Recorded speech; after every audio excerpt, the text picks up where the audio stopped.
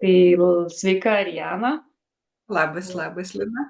Labai labai malonu, kad sutikai pasikalbėti apie regresinę terapiją. Apie regresinę terapiją esu skaičius knygose, esu girdėjusi, bet pati niekada taip, kad, žinai, va dabar darau regresinę terapiją, to nei pati patyriau, nei taip oficialiai kitiem dariau. Tai aš Mhm. būsiu tas toksai žmogus, kuris baltas lapas kažkuria prasme. Tai bus labai įdomu sužinoti, kaip tas vyksta, kuo tai naudinga. Na ir žiūrėsim, kaip mums rutuliosi šitas pokalbis gerai. Tai, Gerai. tai vat norėčiau ir pradėti tavęs paklausti, kaip tu atradai regresinę terapiją, kas paskatino tuo užsiimti ir apie save, apie savo dvasinį kelią. Vat taip po truputį įsivažiuojant. Mhm. Nors Lina sakai, kad nesi prisilietus prie regresijos, bet kažkaip esu tikra, kad esi prisilietus prie praeitų gyvenimų, kurie tiesiog iššoka. Taip. Kažkokie prisiminimai, suvokimai ir tu supranti, kad tai yra arba iš kitų paralelinių realybė eina kažkokie šaka įsijungia. Tai yra tiesiog automatiškai. Tai aš esu tikra, kad tu tą patirtį jau kažkiek turi. Tikrai Nes taip. pati regresija tai yra grįžimas atgal. O tas grįžimas atgal tai yra ten, kur mums reikia išspręsti problemą. Nes dažniausiai regresija ateina žmonės dviem klausimais. Arba yra dalykai, kurie nepatinka, trukdo gyventi ir ieškom, kaip juos išspręsti. Arba aš labai dažnai kviečiu, kad pažinti giliau save, pamatyti savo kažkokias stipriasias pusės, talentus. Ir tada irgi galim nerti giliau, kad o ką aš jau esu praėjus, kokius kelius. Tai tiesiog tokios dvi grupės. Ir jeigu grįžti prie to, kaip į mano gyvenimą atėjo regresija, tai pats pirmas toks nušokimas į praeitį, jisai buvo per pirmąją kvėpavimo sesiją. Tai buvo 2002 metai, prieš 22 metus aš nuėjau į savo pirmą kvėpavimo sesiją. Ir ten kvėpuojant, pamačiau, kaip aš esu pririšta prie stulpo, į mane ateina ugnis, žodžiu, mane sudegino. Mano pats pirmasis įspūdis, kuris tik prisilietus prie meditacijų, prie kvėpavimo, buvo tas iš praeitų gyvenimo, nes jis buvo labai stiprus, kuris viską surakina, tas skausmą, baimę ir taip toliau. Ir aš sėdžiu, kvėpuoju ir matau, kad ta ugnis mane iš visų pusių apsupus, aš negaliu pajudėti. Aš negaliu šaukti, ta prasme, man ten sukilo ir baimės, ir visi tie įspūdžiai, ir aš nieko negaliu su to padaryti, aš tiesiog tame esu. Tai buvo labai stipri patirtis ir tai buvo pati pirmoji kvėpavimo mano sesija. Bet paskui, žinai, jinai ta ugnis atėjo, siela išsilaisvino, tu visą tai matai, patiri ir atėjo didžiulis palengvėjimas. Ir todėl kelias mane ir patraukė, kad atėjo tas išsilaisvinimas ir po tos kvėpavimo sesijos žiūri, kad ir gyvenime atėjo tas išsilaisvinimas, kažkokios ten energijos blokai išsivaikščiojo ir visai jau su kitu resursu to aplamai gyveni.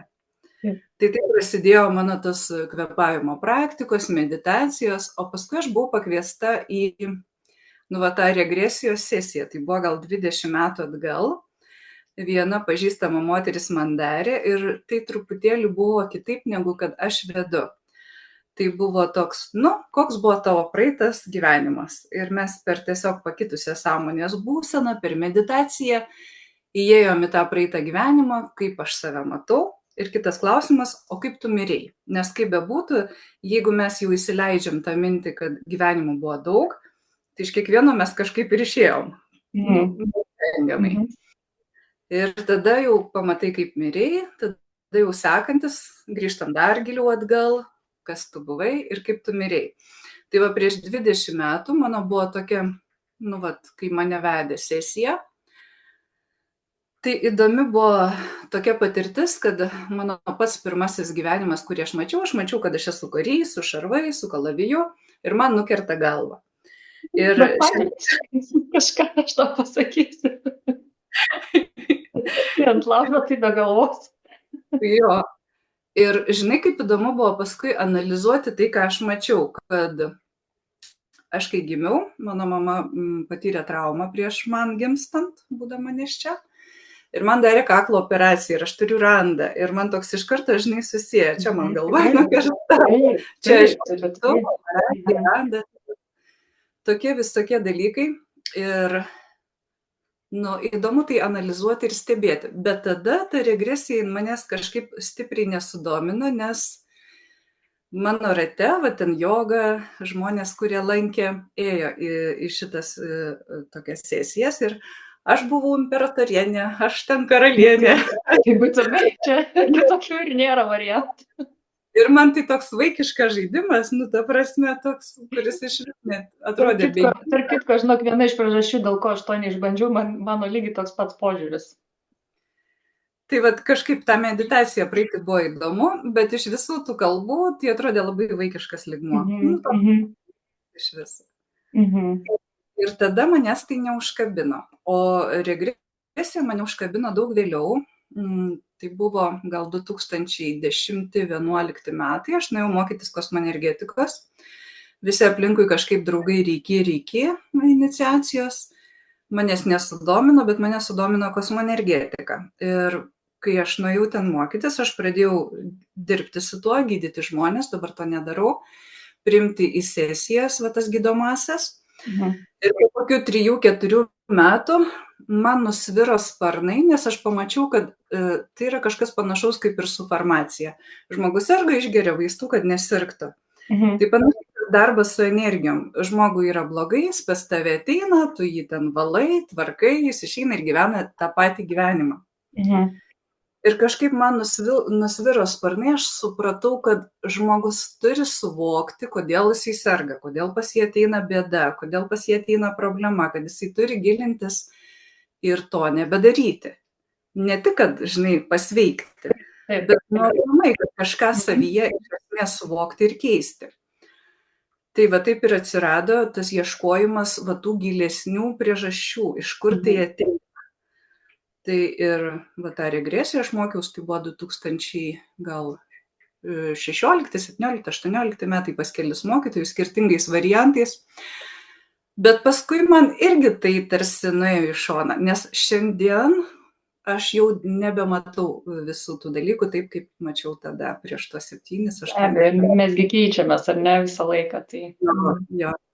Tai ta regresijos sesija, terapija, jinai tokia, tikrai gali padėti, bet aš ties tuo, nesu užstrigusi, kad būtent tai yra ta pamokė. Tai tiesiog aš taip įsivaizduoju, vienas iš įrankių, kurį tu dabar jau turi, gali naudoti, jeigu prireikia, pagal situaciją. Tai dar tada labai įdomus toks klausimas, kiek tai yra saugu, žinai, žmogui. Ar žmogus nes aš taip, tu dabar tą visą savo pasakojimą praktiškai pristatai kažkiek savo kelią, man visai atrodo labai taip sklandžiai ir įvyko. Tai gal dar eigoje kažkas atsiskleis iš tavo talentų, gebėjimų arba tą, ką tu dabar darai. Tai grįžtant prie klausimo apie regresinę terapiją, ar kiek tai yra saugu žmogui, kiek jisai valdo savo tą situaciją, nes, žinai, ar jisai visiškai yra atsijungęs kažkoks, žinai, ir po to nieko nepamena, ar kaip tas vyksta? Aš dirbu per šitą sistemą Michaelo Newtono ir tai nėra gili hipnozė, kad žmogus neprisimintų, ką jisai ten matė, kaip jis ten ką išgyveno.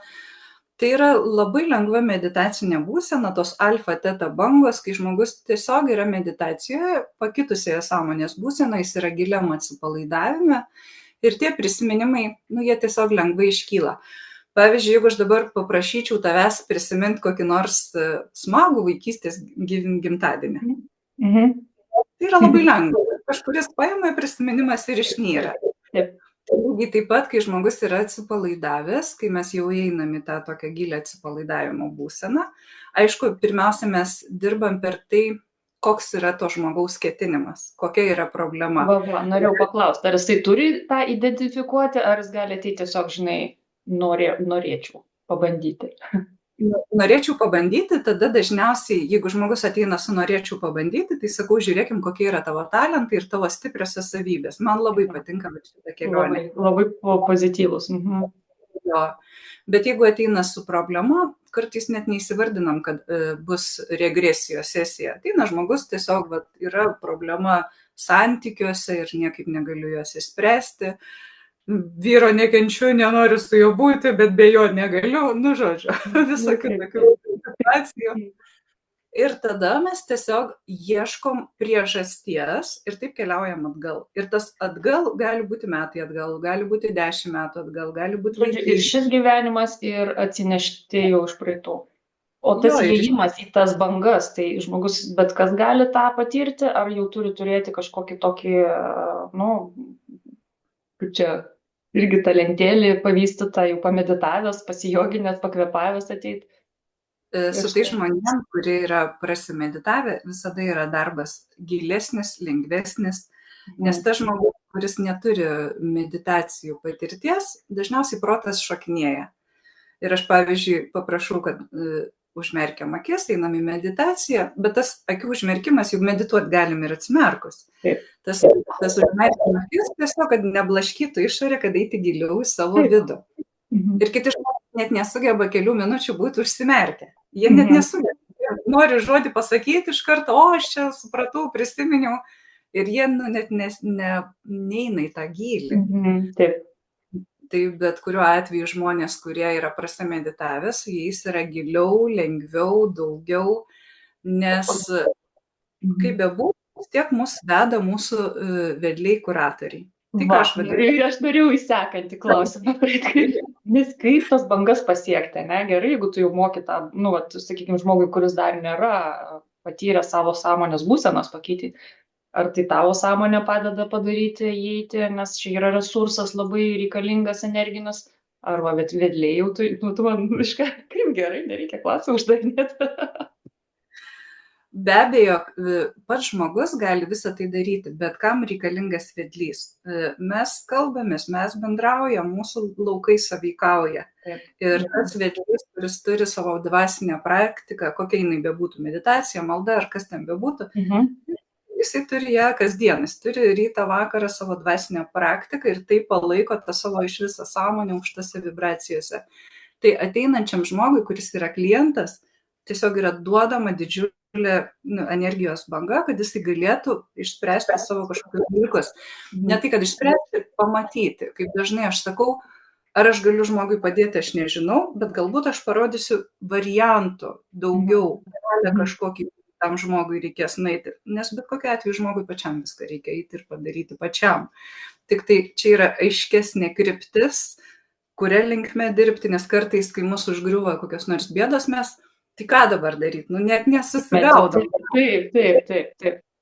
Tai iš to, ką girdžiu, taip, pataisyk, jeigu neteisingai suprantu, bet man toks jausmas ir matymas, kad jungiasi žmogaus dvasiniai vedliai ir globėjai, nepriklausomai turbūt ar jisai medituojantis ar ne, bet jeigu medituojantis arba bendrai praktikuojantis kažkokią tai dvasinę sritį, tai greičiausiai, kad turi dar ir tos srities, sakykime, padėjėjus, globėjus dvasinius, ar kaip čia be pavadinsim. Ir aišku, tavo sąmonė irgi tame dalyvauja.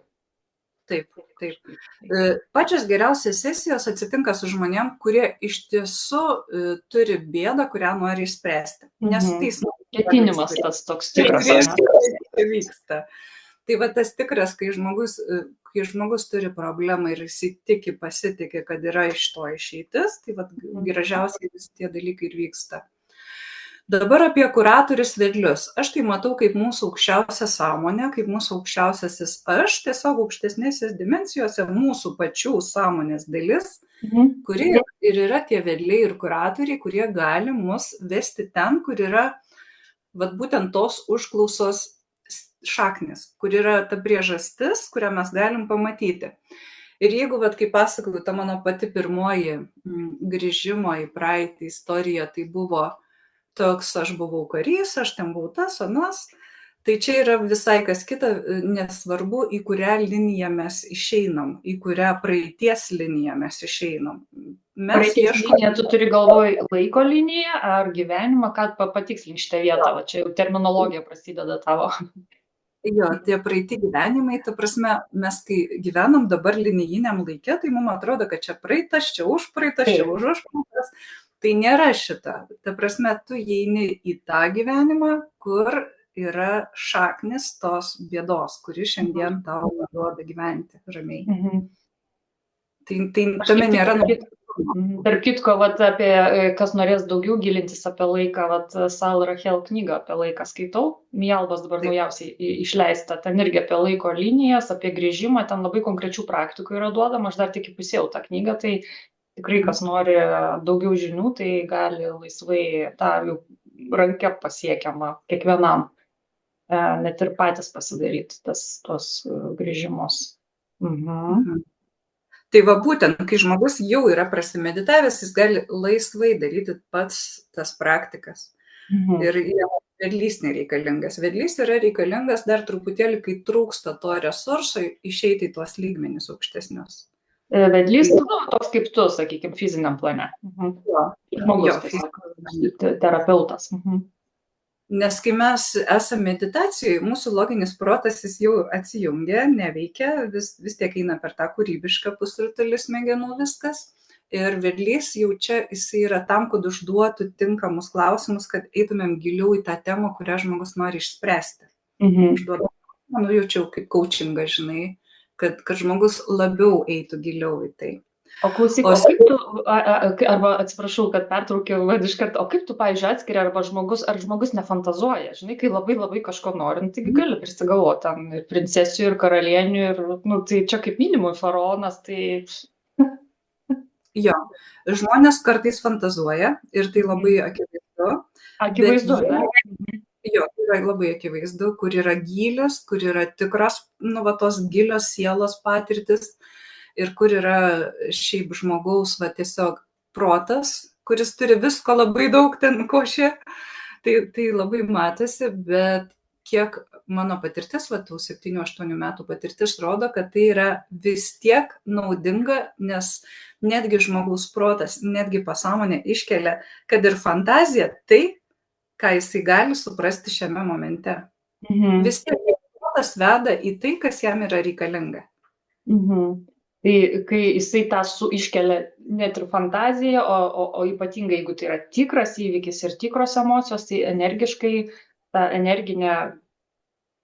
energinis darinys arba blokas, kaip labai populiaru sakyti, ne, jisai yra perdirbamas į kitos vibracijos energiją, pakeičiamos visiškai struktūros ir tada žmogus, tas palengvėjimas ir ateina. Tai reiškia, jisai turi, ar visais atvejais žmogus turi, tavo atveju patirtis, ką sako, visais atvejais jis pergyvena tas sunkes emocijas, arba kažką tai tokio sudėtingo, ar tai gali būti, kaip tas vyksta, žinai, perdirbimas pats procesas, kaip tavo. Tai priklauso nuo žmogaus iš dalies ir netgi intelekto, kiek jis jau turi žinių, kiek jis yra prisiskaitęs kažko girdėjęs, kiek yra jo tas suvokimas, nes aš turėjau 2 žmonės per 7 metus, kurie buvo nepatenkinti, kad pamatė save praeityje darantį kažką blogo. Aš taip negalėčiau elgti. Ir princesės ir karaliaus. Aišku, nedaro. Savo tas tamsiosios pusės nepriėmimas, savo šešėlio nepriėmimas, kad oi, ne, aš tai esu geras, dabar aš taip nepadaryčiau, vadinasi, aš niekada anksčiau negalėjau to padaryti. Bet jeigu tu turi bėdą, ta bėda iš kažkur atėjo, ta prasme, kažkas įvyko, kur galbūt reikia tau suvokti tas sielos pamokas. Tai tiesiog kiek tas žmogus supranta, kad jeigu taip pažiūrėjus žmonijos istoriją, kiek vyko karų, prievartos, žudynių, agresijos ir taip toliau, o mes visi buvom tik šventi, tik geri. Taip, be abejo. Tas žmogaus priėmimas, jeigu jis turi tą priėmimą, kad aš galėjau galbūt nužudyti, galbūt kažką padaryti, išduoti, ta prasme. Žodžiu, reikia ruoštis būti viskuo, kad galėjo būti visko. Nes mes ir buvom viskuo. Taip. Kad neturėti iliuzijų, kad čia, jeigu dabar dvasiniam keli, tai čia jau buvau visą laiką ten, žinai, vienuolis šventasis ir čia... Tai būtent. Tai visgi tas perėjimas, kaip tas vedlys, aš įsivaizduoju, ypač nepatyrusiam arba netgi ir labai patyrusiam žmogui, tas vedlys, kuris sako, tu žiūrėkit tai kaip iš pozicijos nežinau, stebėtojo, kaip tas perdirbimas, kaip žmogui nusiteikti, kad jeigu iš tikrųjų buvo kažkokia labai sudėtinga, žinai, nu, situacija praeituose, nu, tu degi ant laužo, iš tikrųjų, tai, nelabai malonu, aš įsivaizduoju tą pajaust. Tu realiai jauti tą emociją, ne? Kiek reikėtų bijoti to, ar nereikėtų bijoti? Vat kaip tu tą, žinai, nes iš tikrųjų tai, labai geras įrankis ir aš taip klausau, labai geras įrankis, nes ne visigi gali tas meditacijas įeiti ir turi jėgos ten keliauti, žinai, per laiko ašį atgal. Tai vat kaip tą, kad neišsigąst. Tai va truputėlį dar grįžtų į tą ankstesnį temą, dar pabaigsiu vieną sakinį, kad kuo žmogaus priėmimas yra didesnis, platesnis, tuo pamačius skausmingą įvykį, jam yra lengviau tai, suvokti, praeiti, išgyventi. Nes kuo žmogus labiau užsidaręs, tuo jam tas įvykis sukelia daugiau emocijų. Kuo jisai jau, tas intelektas labiau plačiau atsivėręs, širdis, protas, tuo viską lengviau jam yra ir perdirbti. Bet būna tokių situacijų, kaip mano atveju, kai buvo pirmoji ta sesija, pirmasis tas pamatymas tos ugnies, tai tave tiesiog surakina, tu nieko negali ten spręsti, galvoti, tu tiesiog esi surakinta. Bet taip yra, vėlgi, tada, kai žmogus yra pasiruošęs tai praeiti, nes mumis iš tiesų saugo ir tie angelai, archangelai, ir jie neduos situacijos tokios, kad žmogus sulūžtų, nebent jis pats jau yra kažkaip, su tom tamsios jėgom ten prisidirbęs kažką labai rimto ir jo negloboja, neveda tie šviesos angelai. Nes prieš kiekvieną sesiją, tai yra, man tai iš viso svarbiausia, tas susijungimas su kūrėju, su žeme, kad duoti apsaugą, su archangelais mes prašom ir kad archangelai lydėtų ir juos vardinam ir vieną ir kitą. Tiesiog tas susikūrimas savo saugios erdvės, tai yra numeris 1 prieš kiekvieną dvasinę praktiką. Taip, labai pritariu, labai paantrinu ir savo tam dvasios, savasties, sielos, ar kaip ten kiekvienas suvokia irgi vedimo ir apsaugos. Ne tik tų išorinių, sakykime, bendradarbių ir globotojų ir kūrėjų, ar ten aukščiausios sąmonės, kas kaip supranta, bet ir savo pačios sąmonės. Tai aš visiškai pritariu. O klausyk, Ariana, pas kokį, žmogus sako, gerai, gal čia visai ir neblogas įrankis, žinai, ir visai man čia gal ir vertėtų pabandyti, žinai, nes, pas kokius terapeutus tu sakytum, gerai, į ką reikėtų atkreipti dėmesį, einant į tokią terapiją, regresinę terapiją, pas ką galbūt neverta, ne tai, kad neverta, bet, atkreipdėmėsi, kad gal, nes iš tikrųjų tai manipuliacijos galimybių atsiranda, ne, juk žmogus tokioj pusiau, žinai, būsenoj, kur tu gali įteikti pasąmonę, ne tik šviesius dalykus, bet ir kodus tam tikrus neigiamus įrašyti ir ten kažkokias nuostatas. Būtent taip vyksta. Aš kartais pasižiūriu YouTube visokių žmonių, yra keli būdai, yra taip, kaip aš vedu žmogų, kad jis pats patirtų, prisimintų, pamatytų, suvoktų, sužinotų, kad pats tai išgyventų. Yra kitas būdas, kai žmogus tiesiog pasakoja apie tave. Man šitas būdas nėra priimtinas, nes... Kaip čia, kaip pasakoja? Tiesiog kreipiesi į tokį regresijos terapeutą ir jisai sėdi ir pasakoja, tu buvai tas, su tavim yra tas, ten tokia prisimė. Supratau, tarsi jisai nuskaito savo informaciją ir per save perleidęs, supratau, jo. Tai man buvau aš asmeniniai sesijai, kažkada senai Akašų kronikos skaitė viena moteris, tai aš truputėlį pajutau panašiai kaip su astrologiniu horoskopu, kad aha, čia man rezonuoja, čia man nerezonuoja, čia aš sutinku, čia nesutinku, toksai, žinai, filtras. O kai žmogus pats įeina į tą būseną per pojūčius, man tai atrodo daug, ta prasme, žmogui naudinga pamatyti tas sielos pamokas, suprasti, ką ten reikia. Ir kartais visi dalykai išsiriša labai lengvai, vien tik tai mes nukreipiam dėmesį ir tai tiesiog sprendžiasi, tiesiog tos energijos. Viską paleidimai vyksta labai greitai. Todėl aš pati kartais ir save įvardinu energoterapeutė, kad mes dirbam pirmiausia su energijom, su žemės energijom, su kūrėjo energijom, archangelų. Vien energijos srautas gali pašalinti iš tiesų dalį blokų žmogui, net nesigilinant į priežastis.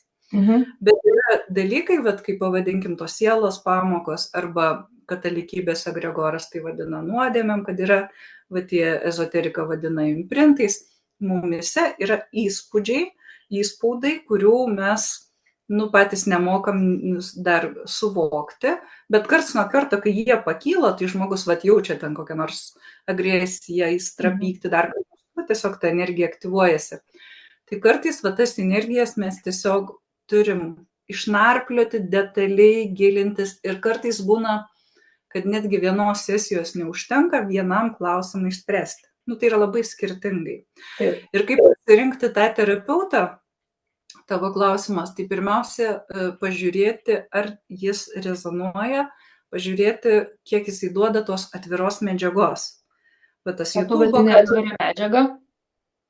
YouTube kanale, kai būna įkelti įrašai, meditacijos, tokie pokalbiai, kaip mes su tavim darom, ar tinka žmogaus balsas, ar tinka meditacijos vedimas, dėl ko aš irgi savo YouTube kanale keliu meditacijas, kad žmogus prisilietęs žinotų, ar jam rezonuoja, ar jam tinka, gal jam yra per lėta, gal jam mano balsas nepatinka. Tiesiog per tą pojūtį pajausti, ar tas žmogus man yra artimas. Nes pavyzdžiui, aš pati neičiau niekada pas tokį žmogų, kuris ten kalba pastovi prisijungimai, nužiūrėjimai, prakeikimai ir ten vien tik tai ta tema. Pas tokį žmogų aš nepasirinkčiau. Mes visi skiriam. Labai pritariu tau. Labai svarbus yra vedlys tiek meditacijoje, tiek tokiam gydyme. Nes kai matai tą bendrą vaizdą, žinai, ir kaip viskas vyksta, tai tada galvoju, oh my god. Iš tikrųjų labai svarbu yra tas pasitikėjimas ir tuo vedliu, ne tik savim. Tai taip. Bet mes skirtingi žmonės ir kažkam reikia to botago, moralo, gąsdinimų, kad žmogus pasikeistų. Man asmeniškai reikia to iš širdies į širdį. Per meilę, per tą švelnumą. Kažkada prieš kokį 15 metų klausiausi Olego Gadeckio, gal žinai, psichologas ten.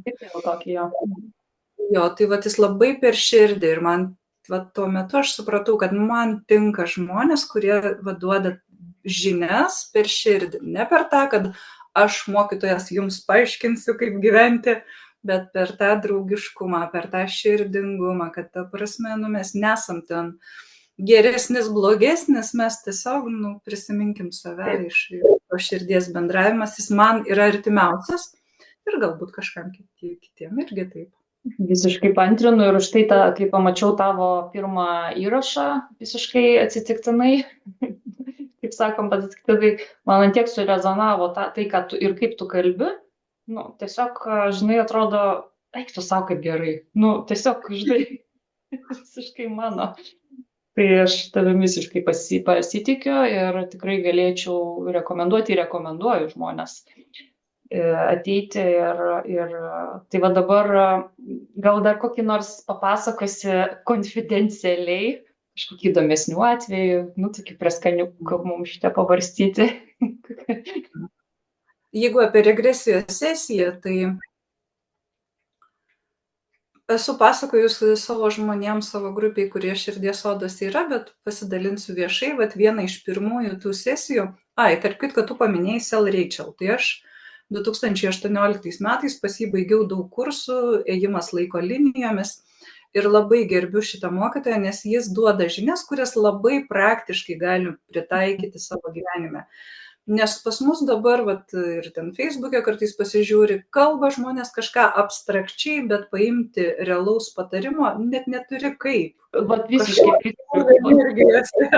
Lėkim ten kažką, įrankių nėra, konkretumo nėra. Mano konkretus protas, man konkrečiai reikia. Tai aš labai paantrinčiau.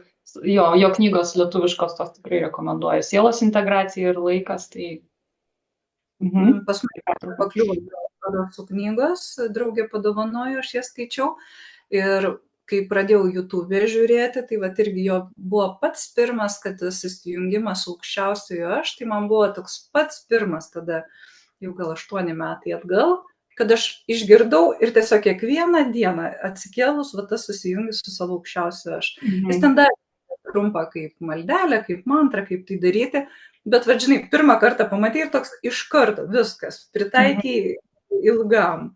Tai tikrai nuostabus mokytojas, labai labai geras jo tos praktikos, labai verta ten pasižiūrėti.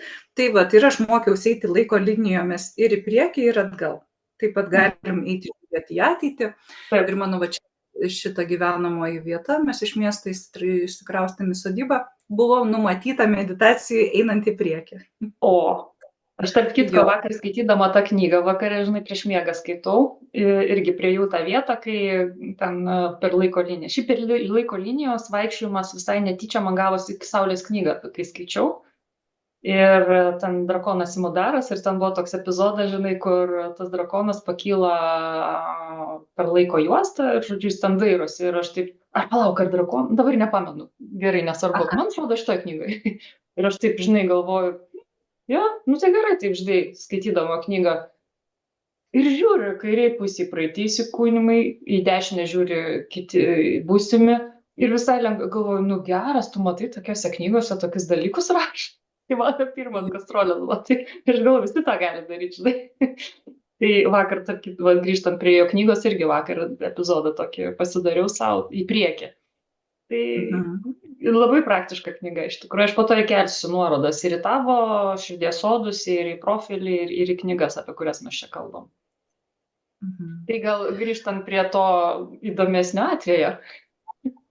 Tai visa tai veikia, kai mes skaitom knygas ir darom tada, kai mes jau esam prasimeditavę, kai tas kanalas atidarytas, tada labai lengva. Ir ypač šiuo laiku jau žemės energijos vibracijos yra kitokios ir labai lengva žmogui įeiti. Ir pavyzdžiui, aš pati anksčiau praėjau tą kosmoenergetikos iniciacijas, aš dabar sakau žmonėm, tai nereikalinga. Ta prasme, tiesiog medituokit savo tylos meditaciją, kanalas plečiasi, sugebėjimai atsiveria, nu tiesiog, tas ryšys su savo aukščiausia sąmonė ir nebereikia jokių ten iniciacijų eiti ir kažko mokytis. Grįžtant prie mano vienos iš pirmų istorijų, kai aš jau pažiūrėti savo gyvenimą, kuriame buvau pilnai save realizavusi, iš tų skaniųjų, gerųjų istorijų. Tai būna? Jo. Ir labai gražių, ir daug gražių dalykų esu mačius, bet viena iš pirmųjų, tai įėjus pamačiau tokį senolį, ilga balta barzda, ilgi balti plaukai, toks apsiaustas. Jis eina vieškeliu keliu į miestą ir suprantu, kad tai yra vienuolis, atsiskyrėlis, giduolis. Ir tarp kitko, mano gimimo diena 9 palei tarą, tai yra vienuolis atsiskyrėlis. Ir aš toj regresijai matau save tuo vienuoliu, tiesiog tokiu vaikščiojančiu ir ateinančiu žmonėm, kai reikia kažkokio giduolio pagalbos. Tai viena buvo ta istorija, kai aš ateinu į tokius jau didesnius namus, pilis, rūmai, kažkas ten tokio, ir prašo mane pagydyti vaiką. Ir tas įsijautimas, kad tai esu aš, tu imi tą vaiką, ten jo raktikulį masažuoju, ten visaip kaip lankstau. Ir žodžiu, aš tą vaiką gydau. Ir man toksai, mano protui dabartiniam žiūriu į tą vidinį savo vaizdą, kaip taip gali būti, iš vis kaip tas žmogus gali tai daryti. Ir visiškai aiškiai rodo, kad tas žmogus, tas vienuolis yra kanale. Ir visiškai aišku, kad tai yra aš, palei pojūčius, tu supranti, kad tai esu aš. Ir būtent tam kanale jisai žino, kaip tuo metu reikia elgtis, ką reikia daryti. Tiesiog iš to... Aukštesnioji sąmonė jo, taip tik ne iš proto. Tai mano viena iš tokių pirmųjų patirčių, kuri man, būtent regresijos per tuos 7-8 prieš tuos 7-8 metus, kuri davė to labiau pasitikėjimo tame, kad kai tu esi kanale, kai tu esi susijungus su savo aukščiausia sąmonė, tu žinai daug daugiau, negu tu gali išmokti universitetuose, mokyklose. Aš atsimenu, kai dar dirbu su žmonėms, žinai, protas nu, ten mažiausiai kišasi, tiesiog stebi ir tipo, o, ir taip galima pasirodo, o, juk tas, tai. Aš tiek gerų nuotykių apturėdam su klientais, kartais pasijuokdavom, bet aš garsiai pati stebėdavausi. Kaip vat, aukštesnė sąmonė, jinai viską žino realiai, ko reikia. Aišku, bendradarbiauji su to žmogaus dar aukštesnė sąmonė. Tai šiaip savo. Nu, labai gražus prisiminimas, tikrai labai gražus. Aš įsivaizduoju, žinai, visko mačius, visko patyrus ir tikrai iš tikrųjų šita tema iškilo labai įdomiai. Kai važiavau automobilį iš Saulės knygos pristatymus, vienas bičiulis papasakojo, kad jisai buvo regresiniai terapijoje. Ir aš taip, žinai, skaičius knygų, viskas, bet tai vat, ir taip man kažką, žinai, galvoju, kažkur mačiau liktai pas tave, žinai, kad tu tą darai, galvoju, kaip įdomu, reikėtų pasidomėti, žinai. Tai vat labai džiaugiuosi, kad tu tą darai, tu dar darai tą, galima į tave kreiptis. Jo. Tai tave susirasti galima, taip, Facebook'e, pasakyk gal savo tada duomenis, bet vis tiek linkus sudėsiu, bet vis tiek, kaip tas vyksta, ar eilės pas tave didelės labai gal, žinai?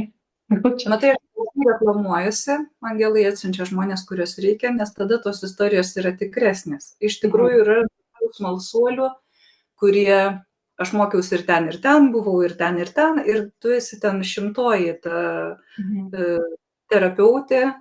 Tokiem žmonėm nelabai tada gali padėti, va tiem tokiem einančiam paviršiui visur, o patys savo gyvenimo neįdeda pastangų, kad pakeistų kažkokius dalykus suvokti. O kai va, tas vedimas yra iš angelų, iš aukštesnės jėgos, atveda tada, kai žmogui iš tikrųjų reikia pagalbos. Tai kam reikia šitą įrašą reiškia, ne? Ir jam surezonuos. Ir pajaus, ir susiras. Tikrai. Ir kas